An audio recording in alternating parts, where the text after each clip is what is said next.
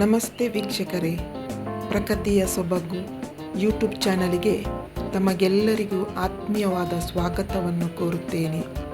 ಈ ಪ್ರಕೃತಿಯ ಸೊಬಗಿನ ಯೂಟ್ಯೂಬ್ ಚಾನಲಲ್ಲಿ ನಾನು ಈ ದಿನ ನನ್ನ ಮನೆಯಲ್ಲಿಯೇ ಬೆಳೆದಂಥ ವಿಶೇಷ ರೀತಿಯ ವಿದೇಶಿ ಹಣ್ಣಿನ ಬಗ್ಗೆ ಮಾಹಿತಿ ನೀಡಲು ಬಯಸುತ್ತೇನೆ.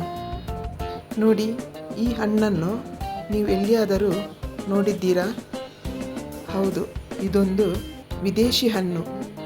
ಚೆರಿ ಎಂಬ ಹೆಸರಿನಿಂದ ಕರೆಯಲ್ಪಡುವ ಈ ಹಣ್ಣು ಸ್ವಲ್ಪ ರುಚಿಯಾಗಿದ್ದು ಸ್ವಲ್ಪ ಹುಳಿಯಾಗಿರುತ್ತದೆ. ನೋಡಿ, ಈ ಗಿಡದಲ್ಲಿ 2 ಹಣ್ಣುಗಳನ್ನು ನೀವು ಕಾಣುತ್ತೀರಾ.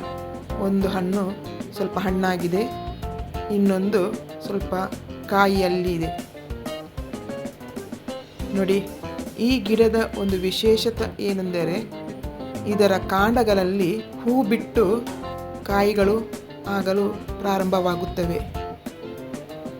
ಹಾಗೆಯೇ ಇದು ಆರೋಗ್ಯಕ್ಕೂ ಕೂಡ ಬಹಳ ಒಳ್ಳೆಯ ಒಂದು ಹಣ್ಣಾಗಿದೆ. ನೋಡಿ, ಇದರ ಆ ಒಂದು ಕಾಂಡದಲ್ಲಿ ನೀವು ಹೂವನ್ನು ಇರುವುದನ್ನು ಕಾಣುತ್ತೀರಾ. ಗಿಡವು ಕೂಡ ಎತ್ತರಕ್ಕೆ ಬೆಳೆಯುವುದಿಲ್ಲ.